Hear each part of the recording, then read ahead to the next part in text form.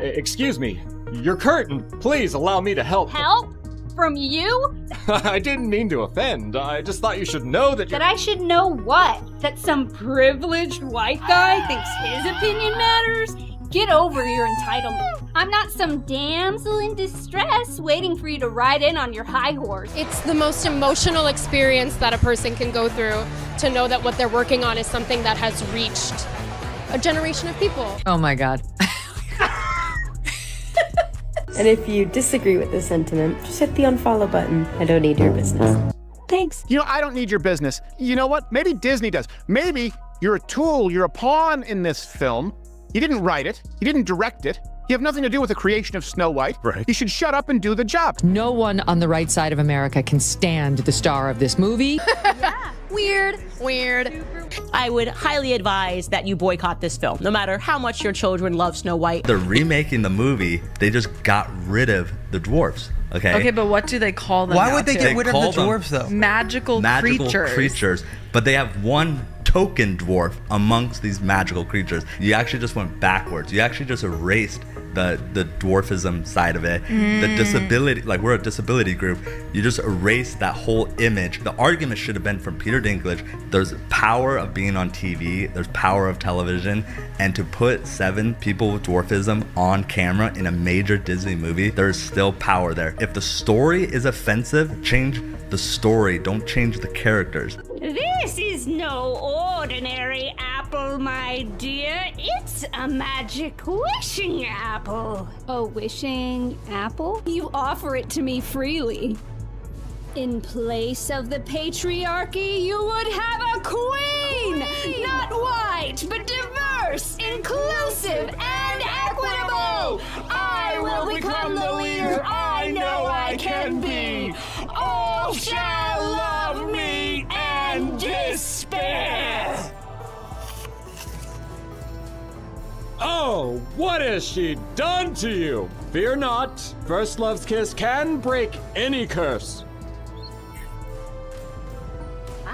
I'm gonna stand there 18 hours in a dress of an iconic Disney princess. I deserve to be paid for every hour that it is streamed on. Oh, really? Are you having trouble paying your bills, Rachel? Did Steven Spielberg not pay you for your role in West Side Story? Did Disney fail to give you a healthy paycheck for, like, cry me a river? She's just exactly everything that we can't stand. I can also be having the greatest time and simultaneously wishing people would stop sending me death threats. I know this point has been made, but this truly is the worst casting maybe in the history of the film industry. There's something wrong with her. She's disturbed, she's unhappy, and she thinks it's about feminism and the patriarchy and about abortion. But the reality is she's just not stable, like the majority of people in Hollywood. They're just not stable human beings. It finally happened, and it's way worse than anyone expected.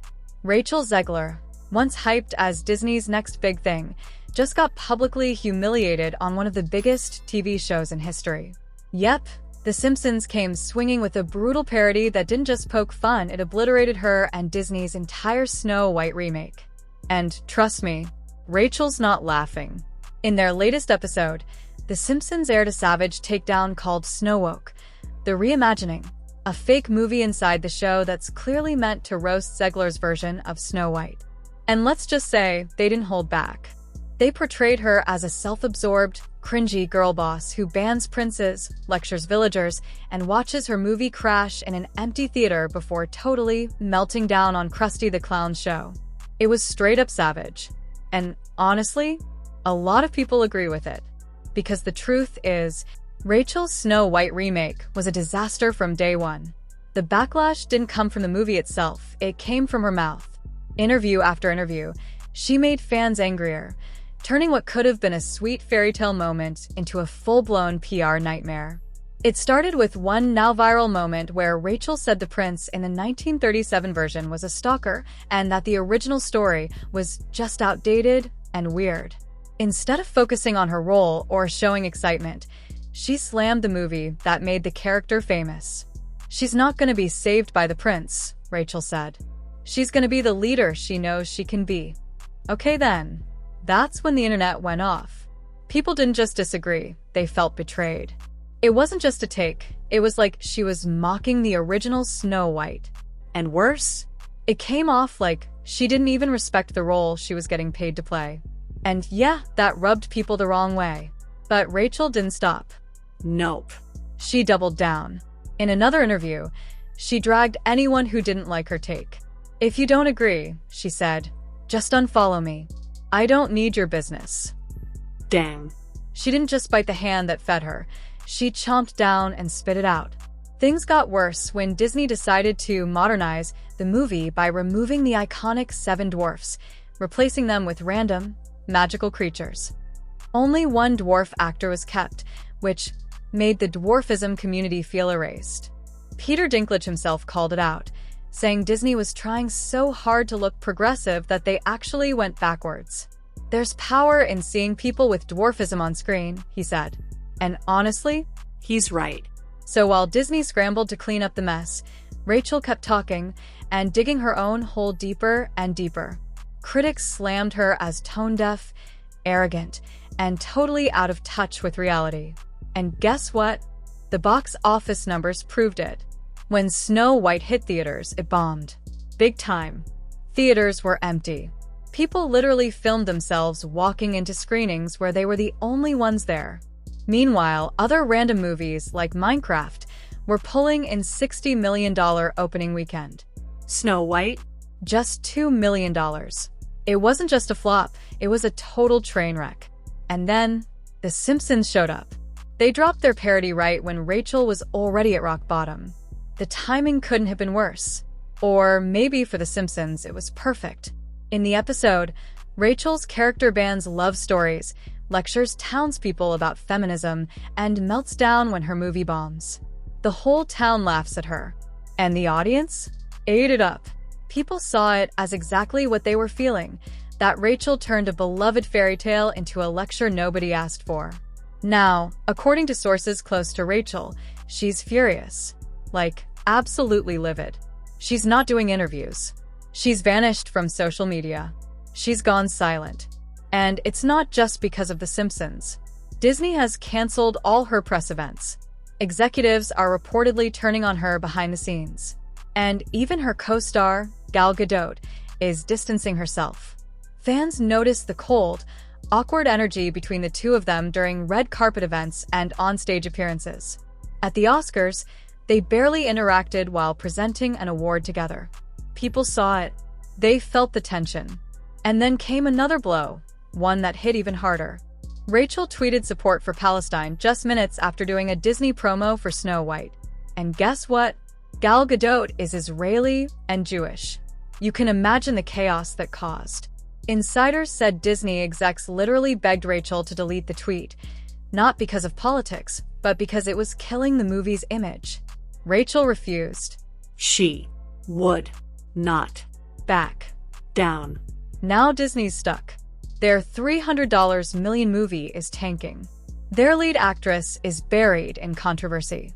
And the media won't stop talking about how this whole situation went from bad to a complete disaster. What was supposed to be Rachel Zegler's big fairy tale moment is turning into one of the most embarrassing crashes we've seen in years. And just when you thought it couldn't get messier, a fake OnlyFans account using AI-generated photos of Rachel Zegler suddenly went viral.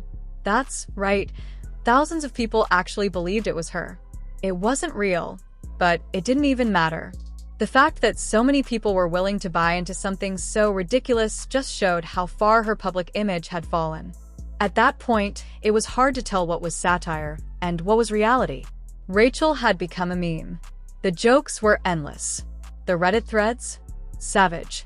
There were titles like How Not to Market a Movie and Snowwoke and the Box Office Flop. It was like the entire internet turned against her. And Disney? Still silent. The numbers were ugly. IMDb ratings for Snow White dropped to 1.6 out of 10, one of the worst ever for a Disney remake. Critics slammed the script, the CGI, the music, and especially Rachel's performance. They said the film had an identity crisis, trying too hard to be politically correct and losing all the magic in the process. It was like Disney forgot who they were making movies for. They deleted Someday My Prince Will Come, one of the most iconic songs in Disney history, and replaced it with some feminist anthem that left fans rolling their eyes. There were awkward dance breaks, painfully long monologues, and extra songs that literally made people get up and leave the theater. Viewers weren't just bored. They were angry. And remember, this wasn't just a random indie film. Disney pumped over $300 million into this thing. And now, experts say the studio could lose anywhere from $200 million to $400 million because of it. That's not just a flop. That's a financial disaster. Even Hollywood insiders are backing away. Rachel's name is being dropped from casting lists. Projects that were supposed to star her are either being delayed or quietly recast. Producers who once saw her as a fresh breakout star now see her as a brand risk. Just like that, she went from the future of Disney to someone they don't want associated with their image anymore. But it's not just her career taking hits. Her personal life started making headlines too. Rachel and her boyfriend, actor Josh Andres Rivera, reportedly broke up, and the gossip blogs went wild. The split added fuel to the narrative that she was unraveling. Some even said she was spiraling emotionally and professionally. Whether that's true or not, the public perception was already set. She wasn't the sweet Disney princess anymore. She was the internet's punching bag. Then came the final blow. The moment that truly cemented this saga in pop culture history, the Simpsons episode. In Snowwoke, the Reimagining, Rachel's cartoon character does everything her critics accuse her of, bans princes, pushes her own agenda, watches her movie bomb, and then has a full-blown meltdown on live TV. It's brutal, it's hilarious, and it's honestly kinda accurate. Because, let's be real, when The Simpsons roasts you, you've officially crossed the line from celebrity to spectacle. And now, Rachel Zegler is stuck in this weird limbo. Hollywood isn't calling. Fans are dragging her. Disney won't even let her promote the movie anymore. And her last public comments were defensive, emotional, and scattered. She said she deserves to be paid for every hour the movie is streamed, which just made people say, "Wait, are you struggling to pay bills, Rachel? After Spielberg and Disney? Really?" Even that became a meme. People started mocking her online, saying things like, "Rachel, blink twice if you need rent money." Or, did she think she was working a 9 to 5 at Disneyland? She couldn't catch a break. And the harsh truth? A lot of it was self-inflicted. Because instead of letting the movie speak for itself, Rachel kept talking. She turned press tours into TED Talks. She made every red carpet moment about patriarchy, politics, or power. And while some people called her brave, most viewers just wanted to see Snow White, not get lectured about social justice. Now, the fallout is everywhere. YouTubers are making hour-long breakdowns of the drama. TikToks are mocking her interviews. Even former fans are saying they're done. This wasn't just a PR slip, it's turning into a full-on career collapse. And here's the wildest part. Rachel started out with so much promise. After her breakout performance in West Side Story, she was on top of the world. Spielberg backed her. Disney gave her a leading role. She was booked and blessed. But somewhere along the way, the fairy tale cracked. Maybe it was the pressure. Maybe it was the fame. Or maybe she just forgot the golden rule. Don't bite the hand that casts you as a princess. So now here we are, a Disney princess turned public villain, a $300 million movie buried under backlash, and The Simpsons. Yes, The Simpsons, airing the final punchline on national TV. It's not just a bad week for Rachel Zegler, it's a full-on pop culture collapse. And no one saw it coming this hard. Because this whole thing started as a Cinderella story. Rachel was supposed to be Disney's new face. She had the voice, the talent, the look. And after getting praise from Steven Spielberg for West Side Story, everyone thought she was headed straight for the top. But as the Snow White press tour kicked off, something shifted. It wasn't about the movie anymore. It was about her message, her opinions, her need to rewrite a classic to fit a modern lens. And while her heart might have been in the right place, her delivery, it turned a lot of people OFF. Instead of building hype, she built controversy. And the fans noticed. They didn't want Snow White to be a political statement. They didn't want to hear about how outdated the original was. They wanted magic, nostalgia, romance, not lectures about the patriarchy. But Rachel kept talking, and each time, the internet exploded with more memes, more outrage, more disappointment. And every time the camera rolled, it was like she added another log to the fire. Meanwhile, Disney kept pretending everything was fine. No course correction. No strategy shift. Just the same press quotes, the same awkward clips, the same movie that more and more people were saying they would never watch. And let's talk about the movie for a second. The CGI? A mess. The musical numbers? Cringe. The modern spin? Not inspiring, just confusing. They tried to remove the prince. They erased the dwarfs. They added magical creatures no one asked for. They rewrote the entire tone of a classic fairy tale and acted like anyone who pushed back was the problem. That's the issue right there. People didn't feel invited to enjoy the remake.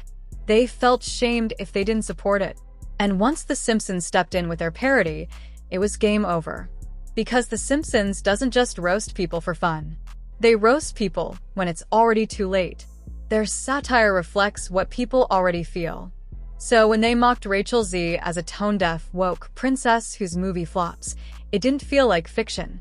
It felt like the truth. And that's what made it sting. The parody was funny because it was accurate. And Rachel? She went silent. Not a single clapback. Not a peep on Twitter.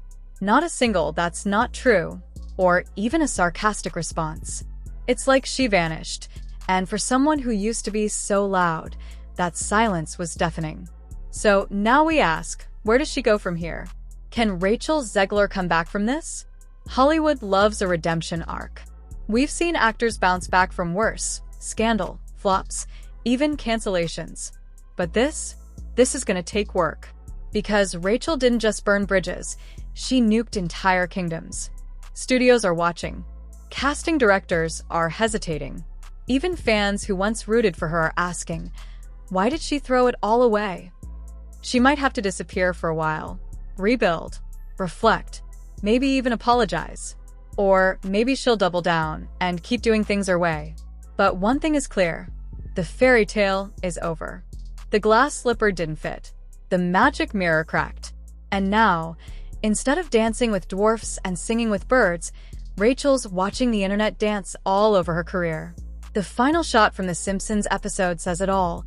Her character, standing on stage, as the audience boos, the theater empty, the dream gone. It was comedy, sure. But also, it was eerily accurate. That's how far the fall has gone. From princess to punchline. And maybe, just maybe, she finally understands the power of silence.